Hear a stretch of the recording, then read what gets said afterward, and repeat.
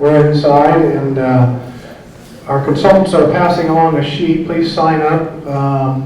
Email. Company, some way maybe possibly contact you down the road here, get some more feedback, but at least so we know you are here in attendance.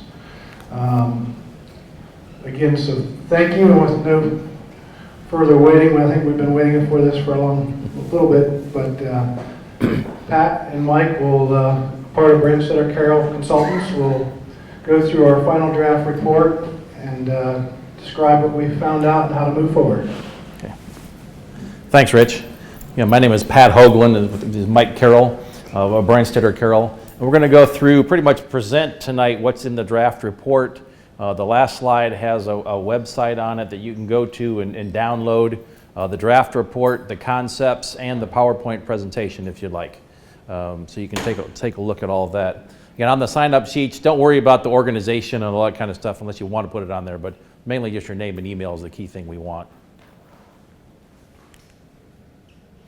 So what we're going to be going over tonight are a little bit about the current attendance and membership of your center and the pool, review of the public input that we've received so far, review of the alternative plans that are in the draft report, and then a little bit about the operations and the cost of operating these facilities, and then the next steps where we go from there. Getting right into the attendance, this is your current outdoor pool, showing that basically you've had an average attendance that's been dropping. Overall, it's from 26,000, almost 27,000 people in 2011 down to 17,000. So for whatever reason, the numbers are dropping quite a bit at the pool. Your average attendance obviously dropping as well.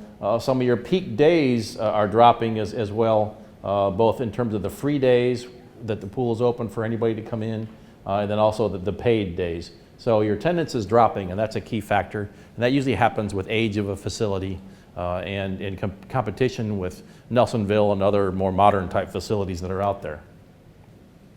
We mapped the membership to both the pools and the community center. In the red dots are the community center and the blue dots are the pool, but basically, and then the different rings, the green being a 3 mile, the yellow being a 5 mile, 10 mile, or there's different shades of yellow in there, and then I think a 20 mile. So basically everybody is within this 10 mile radius. Almost all of the members are within that area of both the facilities. There was some discussion in one of the previous meetings about a lot of people coming from outside of the community, but we're really focused on those that are in Athens County, as where majority of the members would likely come from. Really anybody beyond that is really just sort of icing on the cake and extra. This is a chart that's in the report that sort of breaks down by those different radii. And it's, for example, within 10 miles, you've got almost 97% of your members of the pool are within that 10 mile radius. Of your rec center, or the community center, it's almost 85% are within that 10 mile. And if you combine them both, it's about 89. If you go within 15 miles, you got 99% of your pool, 95% of your community center, and combine them both, it's 96. So really, that's pretty much the maximum you really go out with terms of any population projections that you try to use for estimating the attendance at the facilities. Now, sure. On a typical day, how many of the attendees are members and how many are just days? I can't remember off the Right, correct. That's a good point, though. But we don't know necessarily where those people are coming from. They just pay the daily fees because they just pay their fee and come in. So we don't. There's no way to map that. But there may be people coming from further away that would come in for a one-time thing. But in terms of overall membership, paying the annual fee or for the community center, you have a 6-month program as well, and another variety of other programs as well. We had a variety of different methods of public input. The workshop that we had a few months ago, then we had several stakeholder groups that we met with as well. Came back on a really snowy night, got trapped overnight here, couldn't leave. But we still had a lot of people that still came out to visit with us and talk to us because a lot of people are passionate about aquatics and water. But some of the common themes we heard, it's not everything we heard, everything is pretty much in the report, but some of the common things that we heard the most. And the outdoor pool is keep it relevant to Athens. We don't need a bunch of pirate ships and palm trees and those type of things, and go with the essence of Athens as a guideline. So keep true to the community. Separate areas for the different ages. This is for the outdoor pool. Separate areas for the different age groups. There was concern about, the little kids and teenagers, running into each other. Zero depth entry in shallow water is a must, especially for the smaller children. And then plenty of shade. There was a lot of other comments about nicer locker rooms and restrooms and those kind of things. But those are some of the key things for the outdoor pool. For the indoor pool, separate areas with different temperatures, because you've got a different temperature needs for competition swimmers versus people that are doing water aerobics. Then also the need for a therapy pool. It was mentioned in quite a bit as well. We met with a group of seniors that goes out to Beacon right now and would rather stay in town and go to a new facility. And then in terms of both the outdoor and indoor, a lot of discussion of lap lanes for both recreational and competition swimmers. Sustainable design, orientation for solar, possibly even using salt instead of to generate chlorine rather than putting chlorine in the water. And clean facilities. I had a lot of comments about that. And those are the top things we heard. There's a variety of others, and we'll go through some of those as well. On the Mind Mixer site, that's the website that we had developed for this. We had 928 unique visitors, over 3,200 page views. The average age was 41 years old, and most of the zip codes in the 45701, 780, and 710 areas. And then there was a total of 160 people that actually participated and gave us some input on that. And that's pretty good. That's a lot of people. Mostly female over male, and then mostly within that 45701 zip code. Some of the top features, when we asked, what do you need in an outdoor facility? And you see the one with by far the most number of points. You could get points you could second someone else's idea or comment on it. So the more points you get for the more people that will say they like your comments. Or shade. It's not even related to water, just the shade. Better locker rooms. Then large water slides, diving boards, zero depth entry, play areas, the splash pad, healthy concessions, I should say. New and clean showers, lap lanes, both for recreation and competition, comfortable sitting areas, a climbing wall, separate areas for different age groups, and retractable solar colors. And there's several others, but these are the top ones, the ones that got the most points throughout the process. Then we did a follow-up question, what are the most needed outdoor pool features? So that you had a choice of these, but shade was again at the top of the list to what people would like to see. And then the lap lanes for recreational swimming, we had a separate one for competition swimming down here. The water spray ground splash pad at 29%, shallow water with play features, tall slides, wading pool, lazy river with 20%, then the lap lanes for competition, diving boards, concessions, shorter slides, and a climbing wall down at 5%. So those are when we asked people to make a choice, what are the most needed. We did the same for the indoor facility as well. What are the needed infrastructure, and by far, the way at the top with 130 points was the lap pool for lanes for both recreation and competition swimming, and I think that's what was the goal of the city to start with, is that they'd move some of their programming, the lessons and those types of things from the indoor pool to the outdoor pool to the indoor pool so they could do it year round. Warm water was mentioned quite a bit, the zero depth entry, separate areas for laps and play area for the children, walking area, something like a lazy river type area where you get a little current, activities for all ages, shallow water, slides, sauna, steam room, hot tub, spa, and then on down the list with the therapeutic pool being in here as well. So those are some of the things that people had mentioned. And then we said what is most needed, and it's an open poll that they could vote on. The lap lanes was again at the top of the list, followed by the zero depth entry, shallow water, toddler area, lap lanes, lazy river, diving boards, tall slides, and then shorter slides for children. So can you see the lap lanes come to the top of the list in both of those different methods. Now looking at some of the predicted attendance for an outdoor pool, and we have several case studies in the plan. Yes? Is this exclusively based on the website?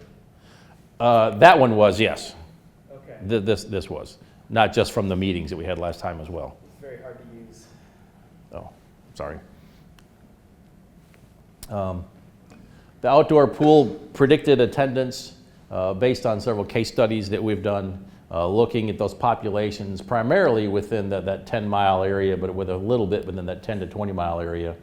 We're predicting about 443 users per day, which results in about 404 people at a peak time and about 35,000 on an average year. You notice that was, your attendance has dropped from 26,000 in 2011 up to down to 17,000, I think, last year. Now, we've seen some communities triple the numbers of people coming to their facility. Once they take an older outdoor pool and you really design it for families and with children in mind, you get that much more. So we're trying to keep this on the conservative side, I think, and some people may still think this is high, but we think it's pretty accurate based on the other case studies that we've done.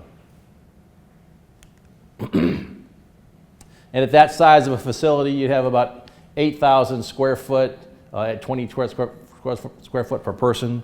We typically like to have about 3 times the amount of deck space as water space, so people have a place, whether it's grass or concrete, either one, so that people have an area to put their blankets out, put the lawn chairs out, and those types of things.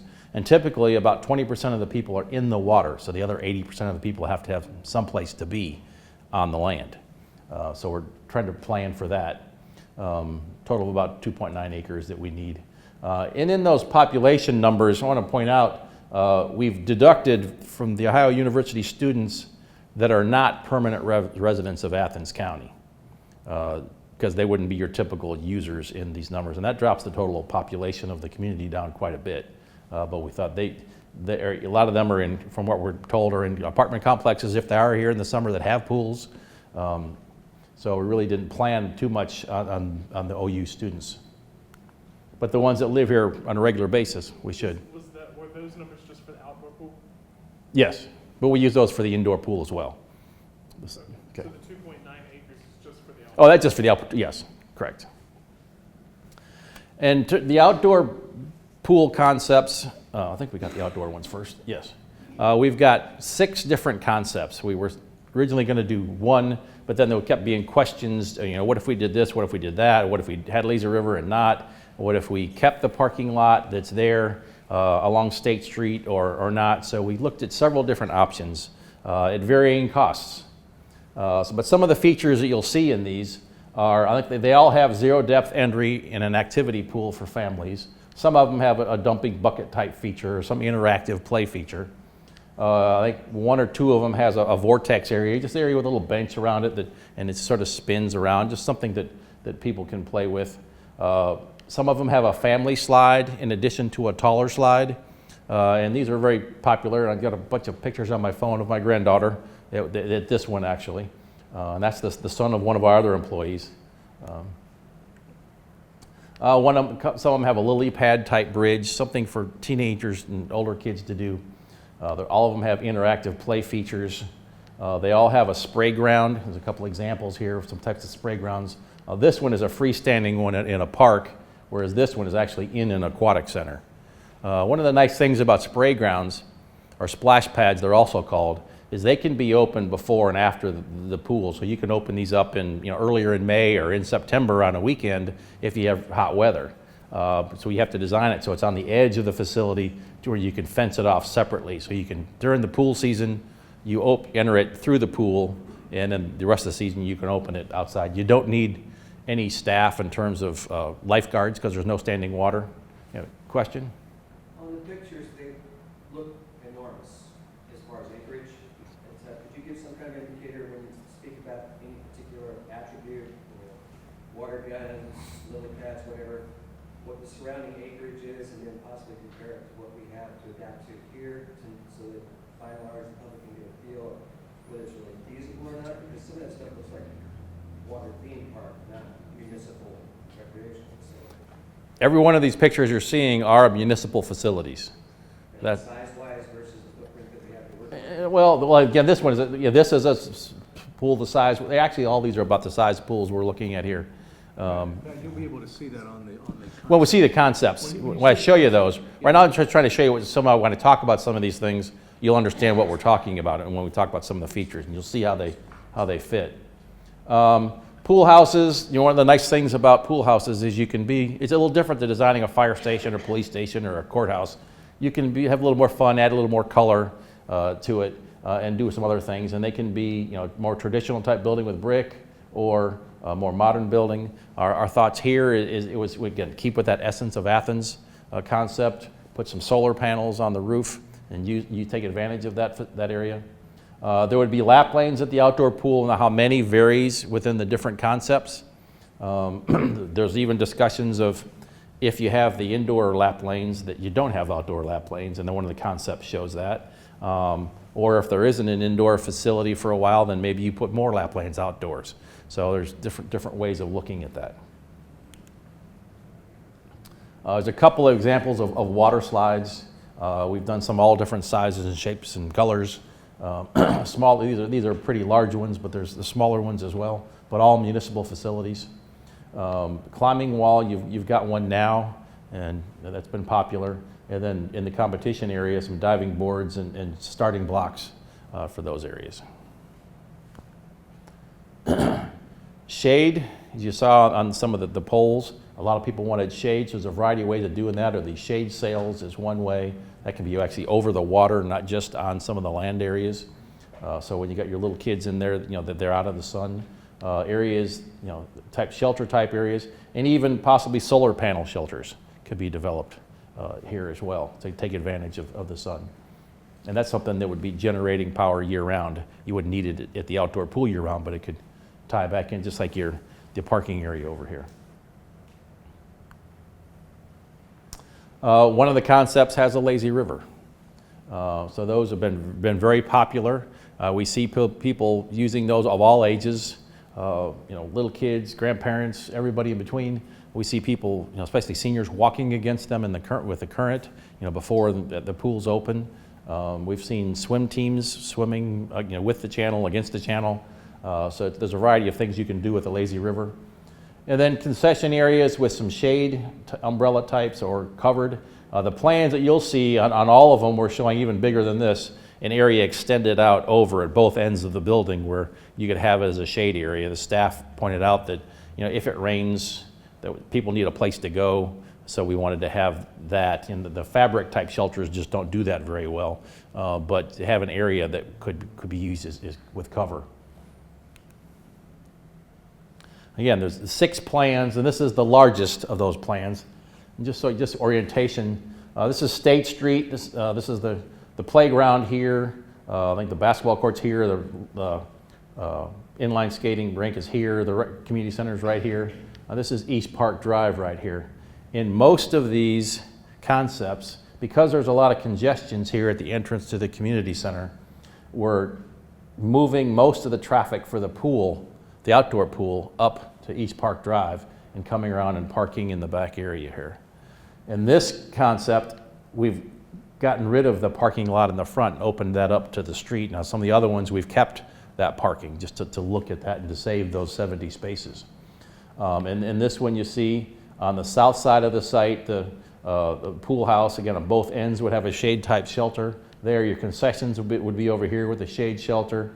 We've got a larger activity pool here with 0 depth in this area, some interactive play features, the lily pad bridge right here. These are some steps, and this is one of the vortex areas. This is a lazy river where these are shade sails that you see.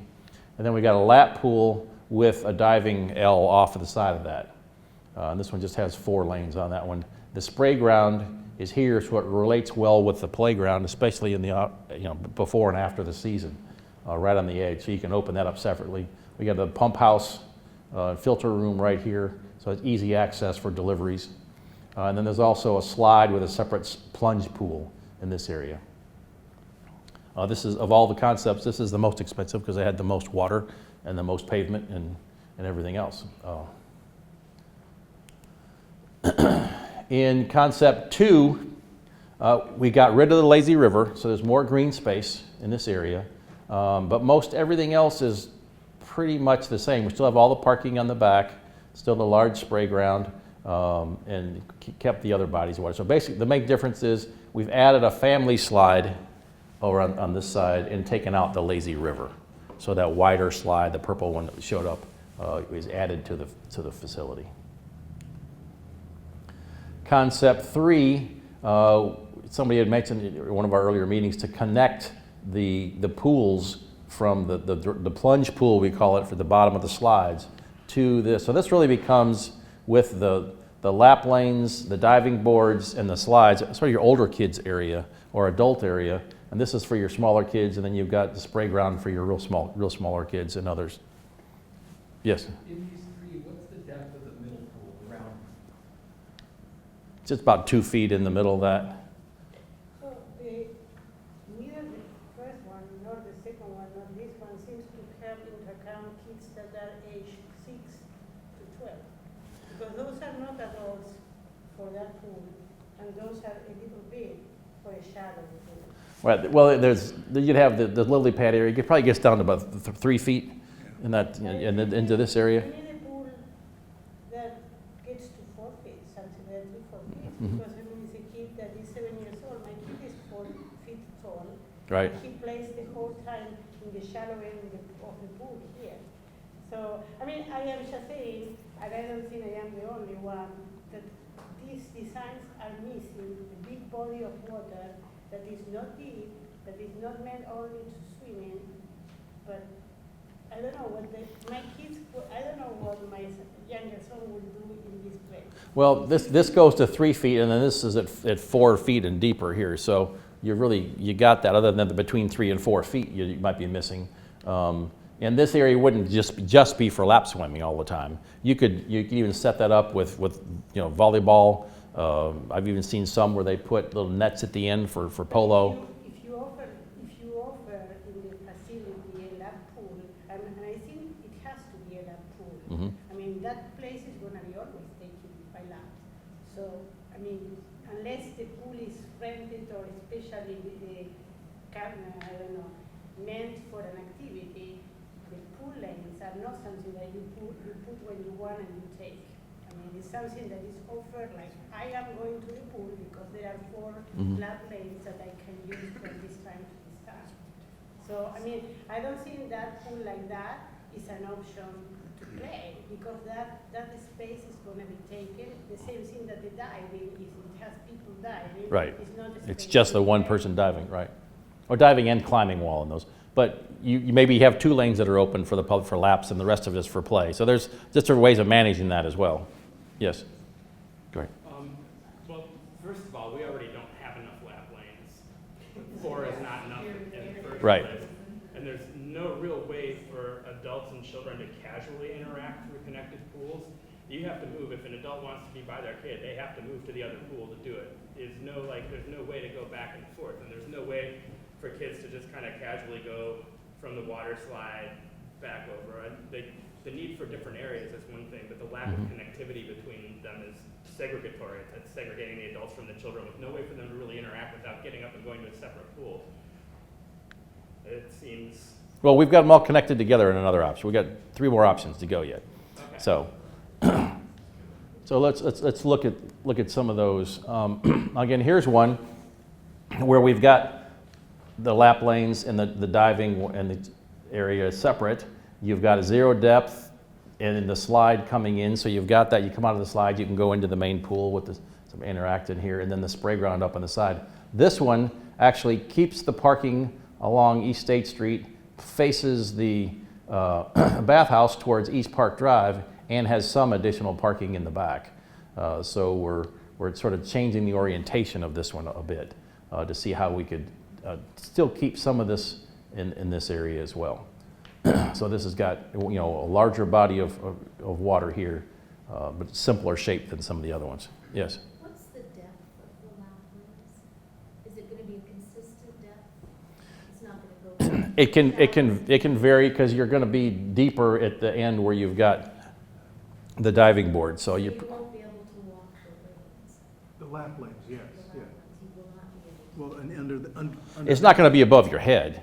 it'd probably go from what, It would not be about, probably 4'6" would be the deepest part of it. Right. Because 5 foot is the definition by Ohio code between shallow water and deep water. And we typically want to keep it under 5 feet so that you can do just what you said. You can walk into there. But again, if it gets down to 5 feet, you've got to be, just as this lady was talking about, you have to be 6 feet tall to walk in 5 feet of water.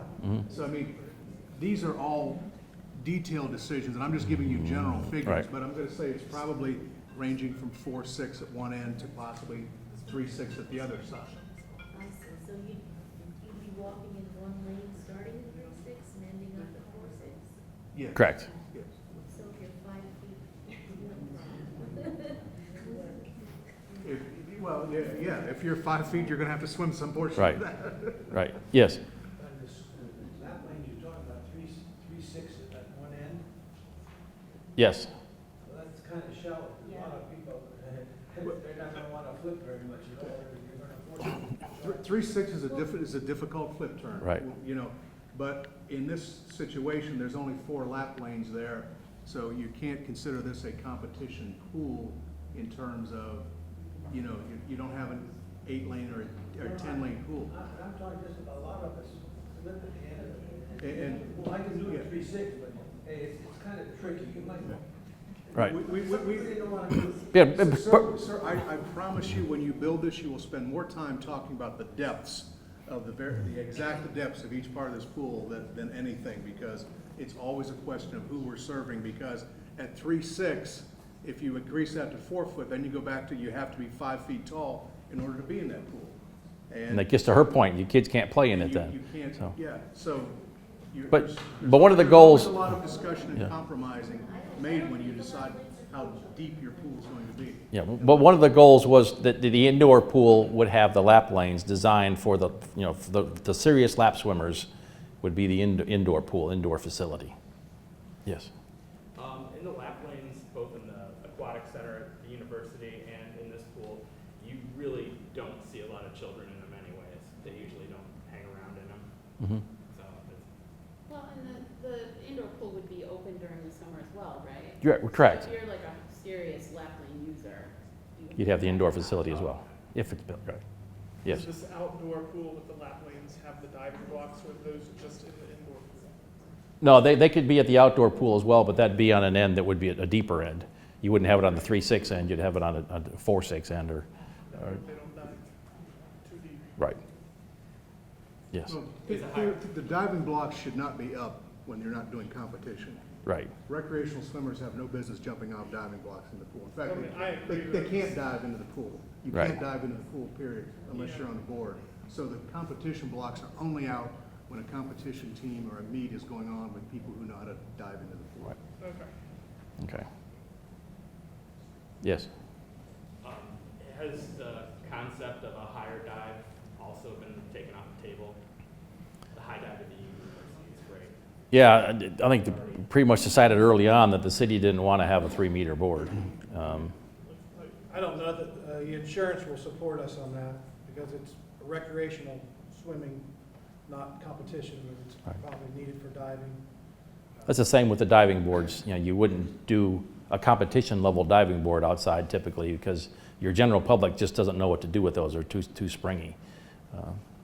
And it just causes problems. Remind everybody, these are just concepts, Right. some ideas. We're not set on any one design. But just give us some food for thought Right. to think about it, and to gain some information back from you all to make some final decisions and run back through and make this process happen. Right. And the depths can be adjusted and those kind of things. We're just trying to get your feedback here today. Wave pool's already off the table too? Yeah, just the cost of operating those, the cost and the safety factor and that whole thing of, I've watched too many guards just constantly, you know, they're calm for a while, people get in their little rafts, and you need a really big pool to do a wave pool that's going to be worth anything. Yes? What are the requirements as far as voltage appliances near the water? In the United States, it's, 12 and 24 voltage appliances, both appliances be near the water's edge? Or actual, can 12 or 24 volt appliance, can an umbilical enter into the water? Or is that the bottom of the United States? When you say enter the water, What are you referring Well, to? Europe has an alternative for a wave pool. It's called the wave pool. It's a resonance wave generator. Yeah. You pump a foot and a half of water out of your pool to give yourself the walls for the waves to bounce off of. Mhm. You have a resonance wave generator, which is the size of a super large beach ball. It's got a 12, 24 volt umbilical cord coming to it. And it's got a device on the inside that just pumps it up and down in motion with the waves. Just like you or I would in a backyard pool create the waves. Right. And the energy input is phenomenally less than a pneumatic wave pool. But we're not looking at a wave pool at all. It's, It- the question is there, to your knowledge, professionally, any restriction to putting a 12 or 24 volt umbilical into a pool? Because you're talking about 75,000. Yeah, if it's properly bonded and grounded, the answer is yes, because, I mean, we still have light fixtures in pools. I mean, there's still pools built with lights in them.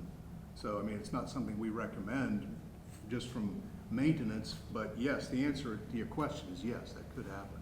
The difference is 75 kW an hour versus, Right. 8 kW per hour. Right. So your energy cost to create roughly the same type of environment is Okay. pennies versus major dollars. Okay, I've got two other concepts here. Again, this one also has their orientation towards East Park Drive, but it combines it all into one body of water with your diving area, the plunge pool for the slides, and then the shallow water. It's just, but there's no lap lanes at all. It's just all lap lanes would be indoors on this concept. Again, some of the concern with some of the council members and others was the overall cost. So we're looking at ways, how could you cut costs? Still keeping the parking on this side along East State and then this lazy river.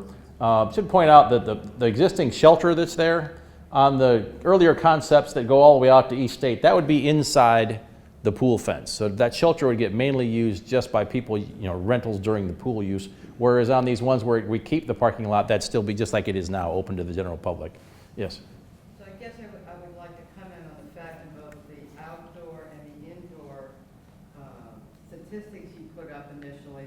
Lap lanes were number one. And what we're seeing in all these concepts is 4 lap lanes that maybe could be converted over to children play area, shallow lap lanes. So if the largest percentage of comments had to dealt with lap lanes, why are we seeing so few or none at all in these outdoor concepts? Well, again, we're looking at this is just an option for keeping the cost down where the lap lanes would be indoors versus the other ones outdoors in this concept.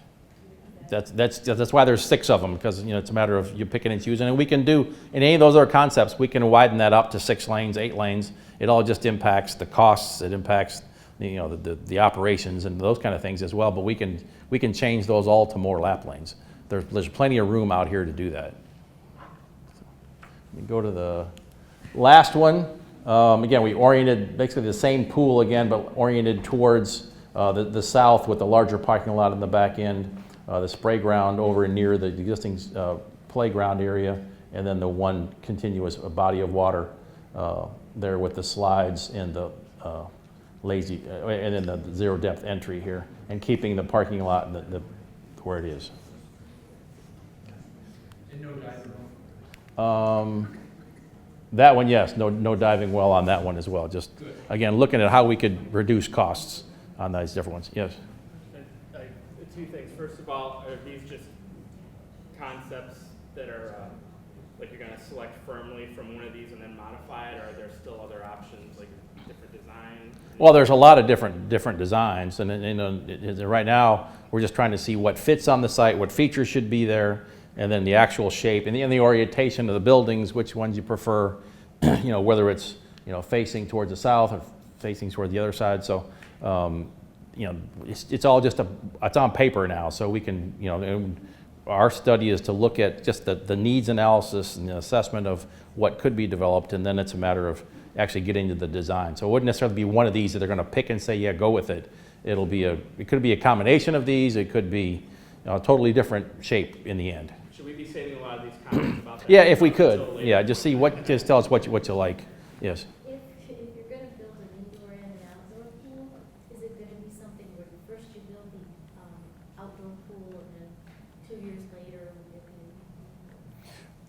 More than likely, because the outdoor pool it needs a lot of work. A lot of us really want out of OU. Their hours Then are there Yeah. really would have to Yeah. replace. Well, I think, well, that's a whole nother issue, is I think, yeah, oh, well, we'll get into the indoor pool here in a minute.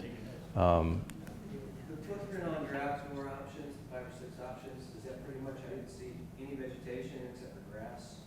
Is the general idea that this intensive construction is going to require the elimination of all the existing standing trees? No, a lot of the existing trees would actually stay in most of these concepts that are, we Some have to, worked, I'm sure, but yeah, some, but we're trying to keep the larger ones. There's a couple larger ones up in this area, and they're real lightly, they're shown, they're in behind here, that's the aerial photograph that shows where they are. So, and almost all of these, we've kept most of the larger trees, and there's a line of them along the side here we've kept, and some of the larger ones we've kept on the site. And we didn't get it, right now we're focusing not so much on the landscaping, other than keeping the existing trees, and focusing on the features that would be at the pool and the layout. We always like to keep trees as a natural amenity because, as we talked about, there's always a requirement for shade, and if we can introduce natural shade that we've already got there with existing trees, that's a wonderful resource to use. Right.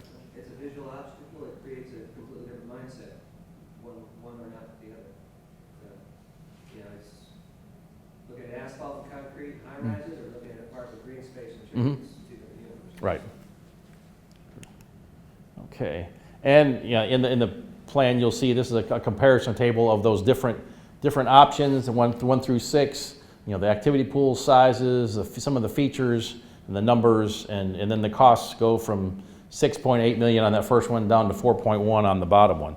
Part of this is going to be what's the appetite of City Council on how much money to spend for this facility as well. Every time you add, more water and more features, you're adding more money, both to the operating costs and to the construction costs.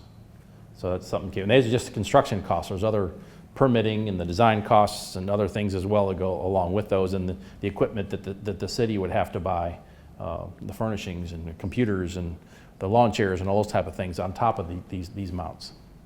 Yes. By chance somebody pronounce of this part? No, not with me, other than just the one I'm talking from here. Matt, you were going to put that on the website. It is. You can download all this. You'll be able to download this. Yeah. At the end. PDF or something? Yep, there's a PDF. There's a PDF of all the concepts, a separate PDF of the draft report, and then a separate PDF of the PowerPoint presentation. So each one of those, and I'll have that site at the end. So the Outdoor Aquatic Center, looking at the operating costs, you have expenses of about $214,000. That's for your staff, licenses, chemical supplies, and marketing. The staff being the largest one of those. The revenue is right at about $214,700. So it pretty much balances out, and that's pretty consistent with a lot of other facilities we've seen throughout the state. Some notes, it's based on the average income and expenses per gallon we looked at 18 other centers throughout Ohio, so these numbers fit within those. The size in gallons of concepts 3 and 4, sort of the middle concepts. We didn't do the 6 different ones of these analyses. Estimated an 85-day season, open 8 hours a day. I think the last few years you've had 86 days, I think, but it's close. And the actual results are going to vary from year to year based on your weather. We've seen some where they have a great year one year and makes $100,000, and the next year they lose money because it just depends on the weather and conditions and those kind of things. The natatorium. And then the earlier draft or plan we gave to the city, there was a large facility in there with a lot of shallow water and the lap lanes and therapy pool, and we pretty much were told we had to cut it way back, just because of the cost of the facility. But what some of the goals are: move all your programs indoors, your lessons, the lifeguard training, aerobics classes, and those kind of things. Take those from the outdoor pool, move them indoor. They're not weather dependent anymore. And you can do them year-round versus doing them just in the summer. You'd have warm water for therapy and for senior citizens, senior activities. You could host parties in the facility with a party room. You'd host water-based training in there. There's scuba lessons and kayaking, and you could do some of those outdoors as well. Some spacious locker rooms. The biggest concern we heard about this facility is the men's locker room is really pretty tiny. I didn't go in the women's room, but I imagine it's pretty small too. primarily designed for programs more than anything else. Programs, minimum size to reduce the operating costs, so we didn't want to make this too large, and raise the number of indoor memberships from about 2241 to at least 3,000. So the memberships, you have additional cost to join this. If you're a member of this facility, you'd have additional cost to join the pool as well. But try to up that to about 3,000 people. In this, about a little under 15,000 square foot facility. You'd enter, come to the lobby area. Also, you can observe, this is a glass wall, you can observe the swimming locker rooms, men's and women's, a wet party room, 6-lane lap pool, therapy pool, and then your other room. This is sort of the minimum size facility that you could try to develop. Now, if the goal was to move a lot of teams from OU to this facility, you're not going to be able to do that here, go through only the 6 lanes. But it becomes a matter of size. I think the goal was not to compete with OU because you have the same competition problems. Yes? You're not going to be competing much with OU because they're practically pushing us out of there as Oh. the years are going on. And it's just my opinion, but it's getting really, it's starting to stink there to go there. I've been going there for 14 years. I can tell you it's another issue. Has any consideration been made for revenue this could generate over the winter, over the colder months, if it was still open? Hopefully it would be. It would be open all year. Okay. Yeah, Okay. yeah. That's when it's mainly used the heaviest was in the winter months. Okay, thanks. Typically, most people don't really want to be indoors so much in the summertime. They want to be at the outdoor pool. That's why the numbers at an outdoor pool in terms of attendance are a lot higher than an indoor facility. Yes? So the 214, whatever the revenue and operations was all the outdoor? That was just the outdoor pool, yes. I'll show you the other one in here in a minute. Yes. I'm sorry to keep going on about this, but it seems like maybe it would be a good thing to help get the community members out of OU's pool and get them separated, because it doesn't seem maybe that they want us there so much. They've really cut back their hours. There are fewer days that you can go per week.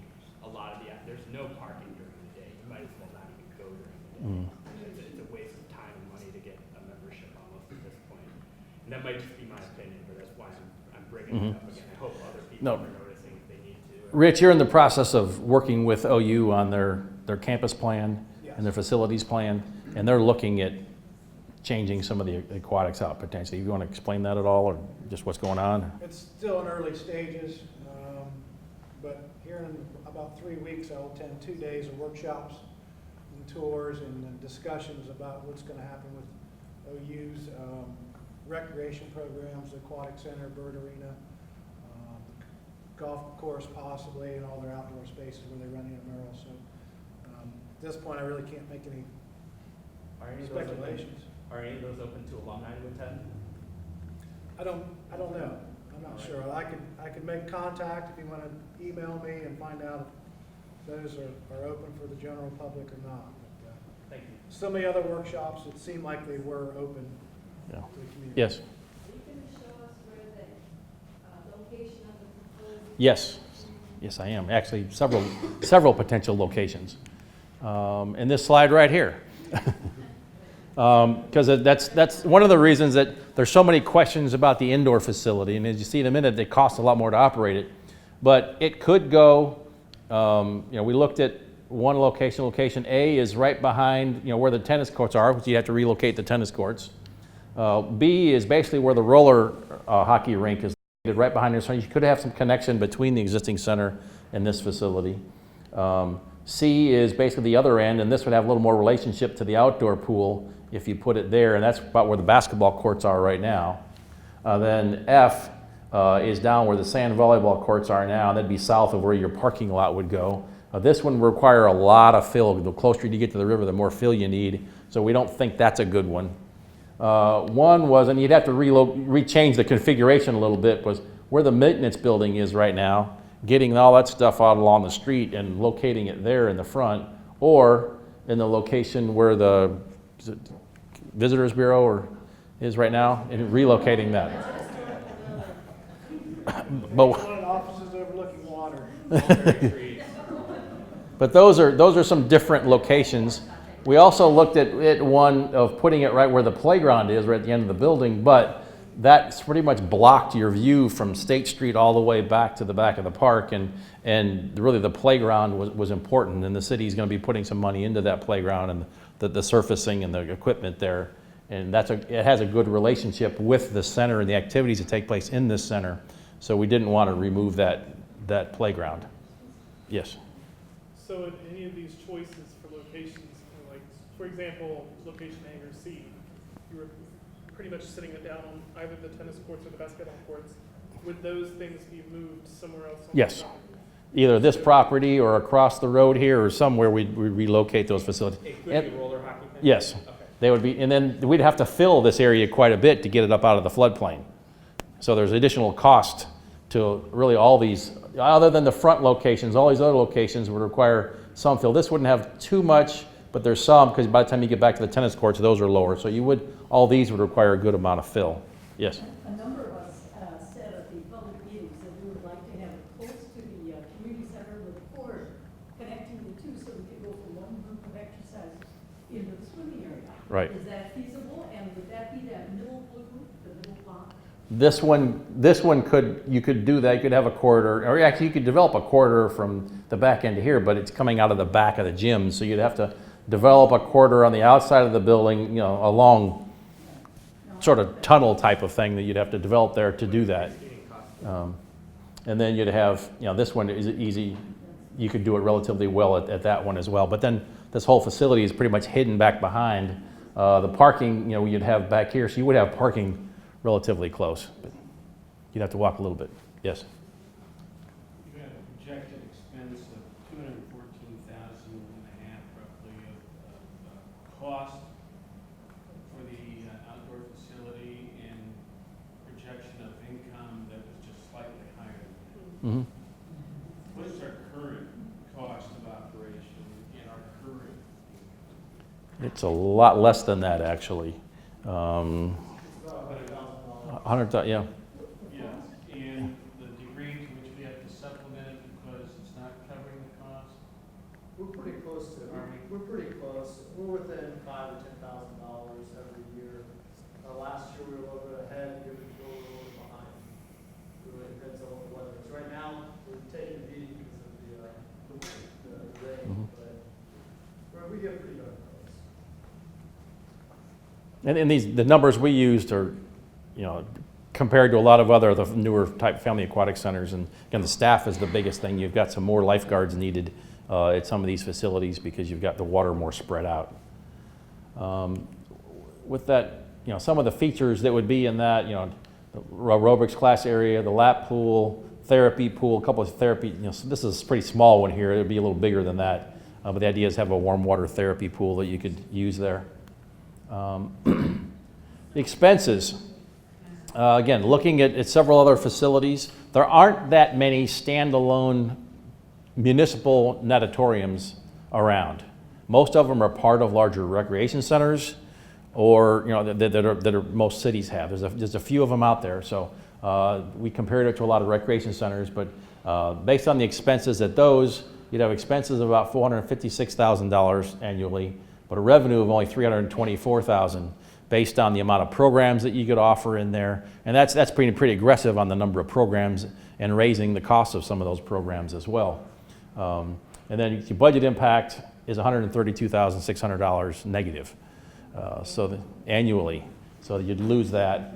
And that's based on the size of the facility. Again, it's expensive to heat those buildings, and just a lot of chemicals. You gotta, just because there's nobody in the pool doesn't mean that the pumps aren't running. They're running constantly.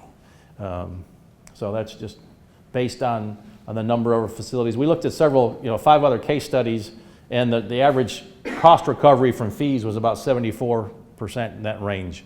So this is in line with those. Yes? You mentioned the saltwater pool being less expensive. I think it was, like you said, because of saltwater, less chlorine involved. Would that actually make a difference in terms of the? I don't know that it's less expensive. It would make a minor difference in that operation. Not enough to make a difference. Right. No, 'cause you're still, the chemical supply is really the minor part of the pool. Right. It's more the HVAC and the cost of people to run it. Right. What did you guys stand Just a natatorium by itself, just an indoor pool by itself without having fitness areas and basketball courts and all kinds of other things, which is what you'd be building pretty much. You'd be adding it on to this. So again, most even recreation centers are in the same boat, other than a few large ones in larger population-based areas that have, like Strongsville's 100,000 square feet, which is much larger than this one. How many square feet you have here? 47, so it's like we're double the size, but there's so many programs and opportunities in there, and it's in a larger metropolitan area, so they got more people coming in, so they can afford to do that. Westerville's the same way. I think they pretty much break even, but they've got the whole of the Columbus area. It's amazing how we did a pool outdoor pool and a rec center in Groveport, a village of 4,500 people south of Columbus, and they attracted more people, like 45,000 people, to their outdoor pool, whereas the city of Columbus's 11 pools didn't get that many people total. So people are getting people from a lot of other communities. You just don't have that many other people around here to generate those kind of numbers. How many Yes. lifelines did they have?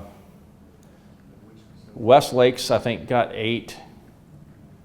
I'm not sure. Westerville's probably, I think Westerville's got 6. Most of them are 6 or 8. And they're just the 25 yards, all these, those facilities. Yes? This is the condensed version, the public presentation. In the proposal online, you go into each line item with the projections, the cost, the expenses. Yes. So the person can take a look at it and see if there are any variables or it's just kind of still sitting up there in the air. Right. You know, we've got like all the programs, the type of programs that could be offered, and the fees you'd charge, how many times, the assumptions that are in there, how many times you'd offer those. So you can essentially create a virtual pool online, A scheduling, cost, everything, budget, utilities, everything. Yeah, they're pretty sure that's all in there. You reproduce what would actually happen in 1 year's period of time. Right. On paper. Right. Okay. Yes. With these big deflects and everything, I don't know, this might be a really stupid question, but have we considered like getting outside funding, like renting neighboring homes? Now that's certainly a possibility. We've seen it at a lot of other facilities, just naming rights on some facilities. And there's possibilities of this, especially with the therapy pool. We've seen some hospitals partner with a community, or medical, not necessarily hospitals, some kind of medical facilities partner with a community where they might, use this therapy pool and pay a fee for that. And then it helps offset some of those operating costs. Now, whether you could offset all of those, the deficit, I'm not sure, but I've seen that in some communities where they've done a lot of more partnerships now. We've done some with YMCAs, hospitals, and recreation commissions working together. In Cincinnati, we had one, and I think there's several others around. Yes? Is it not possible to look at the indoor pool being next to the outdoor pool in terms of sharing locker rooms and pumps and all of that? Not possible? You wouldn't be, it's possible to put the two next to each other, and you could share locker rooms. It gets tricky in terms of the circulation, but it's something that could be done. One of the issues here is the outdoor pool is it's Andrew, how bad is it? Well, we hit 85% releasable life 10 years ago. This year, well, this morning, for instance, this is a good example. When I turned off the pumps to backwash it, around the impeller with our motor, water was leaking all the way around onto the floor. And that's a new thing for me. I've never seen that before. So we have to keep the water moving all the time. Otherwise, we have to use a peak. But we've got some serious infrastructure problems. Yeah. But so this one's past its useful life out here. So one of the goals is let's get this replaced as quickly as possible, knowing that there's all these questions about the operating costs and things that are related to the indoor pool and even where it goes on the site. We thought it'd be best to separate the two out and do the outdoor pool, get it where the one is now, and then do the indoor pool and give it a little more time. If you're going to do a lot of fill in one of those areas, you need to let that sit for a while before you can actually you can't just fill it and start constructing it right away. You need to let it sit and settle some. So just that timing involved in that. Plus, a couple other things. You can't share, there's no pumps. You pretty much your filter rooms and things wouldn't be shared at all. It's all totally separate systems. And then your locker rooms from an indoor facility are usually a lot larger than an outdoor facility. Most people, not all, but most people come to an outdoor facility ready to swim. They barely even go, you discourage people from going to the locker room You just put in there what you have to do by the plumbing codes. Indoor facility, a lot of people are changing clothes as well while they're there. So there ones need to be air conditioned or heated and air conditioned space, the other one doesn't. So there's some differences there. You could put the two together, but you have to build the building that those are going to be in first. And if you're not building the rest of the indoor pool yet, it gets difficult to do.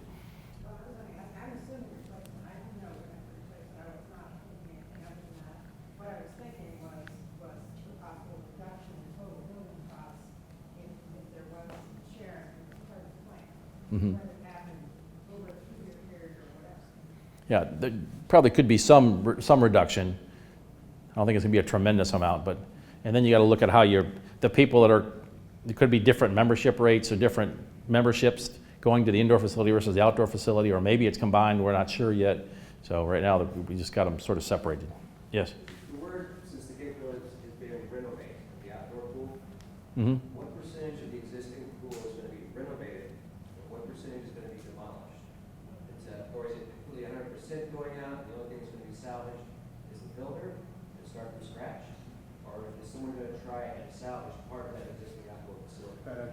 Sure. The only part that you could really salvage from the outdoor pool itself would possibly be using some of the wall shapes as forms for new walls, because you wouldn't want to physically, I think the mechanical system, the leaks, pumps, the filtration system, that's all shot. We're going to have newer codes that are going to require a higher turnover of water than what you've got in that pool. So I would say, we try to salvage as much as we can, and again, there's two reasons. One, it's responsible and it saves money. But, until we actually define what shape the pool is going to be and how much is going to be built, I really can't answer that, but we will try to salvage, like I say, wall forms probably. Why fill it in, then dig it out for another pool? Yeah. And we had one in Princeton, New Jersey, where they got two walls on the larger pool, but every bit of concrete that was on the deck and everywhere else got re-put back into the project. They made it all and recirculated it. Grinder on site and So if you want to, there's ways to do that. You could use it as pool base for the base slab. Right. Yes. That's maybe kind of a silly question, but is it likely there's going to be any overlap where that pool is disabled and the new one isn't open yet? It depends. If one of the earlier goals was to start construction as soon as you close the pool this fall, or at the end of the summer, but we're getting pretty late for that right now. So if you did that, you'd be going into, if you started design right now, you'd be getting into construction that would go into July 4th or something, lose part of your season. So if we, if that would only be a problem if you were using that space where the whole pool is going, you didn't relocate it? Right, but you'd want to relocate, use that same space because that's up out of the floodplain area rather than refilling a whole nother area. That create a lot of other problems as well. So it just makes most sense. And a lot of pools are done that way to where they'll, as soon as you close at the end of the summer, you start demolition and you start construction through the winter. It's pretty common. Sometimes you'll have a few weeks delay depending on the weather. This year we've had a couple of them that are opening. One's opening up this week. Yes, tomorrow night. And then so sometimes you get a little bit of delay. And Memorial Day was early this year. That didn't help either.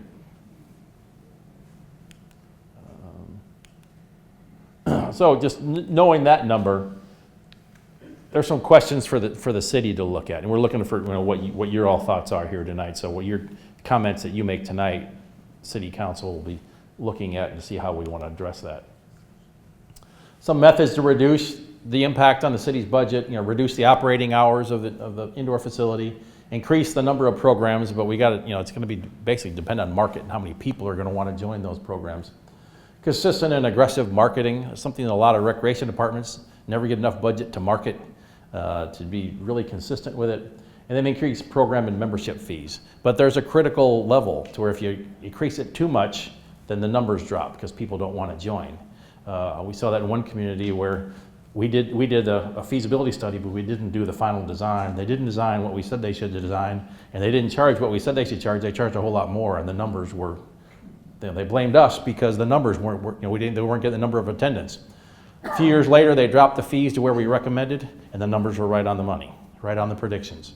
So it's just, they just charge too much for their market. So the next steps, somebody asked about that. Yes? Has anybody tried increasing their hours to get more revenue? Does that ever work? If you got the people coming in, if there's a demand for it, you know, there's no point in being open at 3 a.m. if nobody's coming. It just costs you a lot of money. 8 a.m. Yeah. Yeah. So city leaders need to decide among the outdoor aquatic center options, features, sizes. Again, not necessarily pick one of these options, but get the idea that the types of features you want. Site survey will need to be developed to get a topographic base map. You got to select a design consultant, got to do the design and then the construction, and then have fun in a new aquatic center. That's the outdoor facility. The indoor facility, you got to determine the size, the location, and you know how you're going to fund it and operate it, with knowing that you're going to be running it in an operating deficit. And what's the appetite of the city for, you know, some communities, you know, that run these recreation centers know they're operating them at a loss. It's a cost of providing service to their residents. But once the economy, you know, tanked in 2008, a lot of communities started looking at how can we, you know, get rid of that? How can we stop that deficit that they were putting up with, you know, for a long time before that? And now we'll open up to other questions and comments. And here's the location for that. So it's ourathensPools.mysidewalk.com. If you just type that in, you'll be able to. There's 3 like questions there basically, and one for each of the concept plans that were in here is one handout, and then the draft study is in there, then also the PowerPoint presentation. So each one of those is in there. And there are questions or comments? Go ahead. Yeah,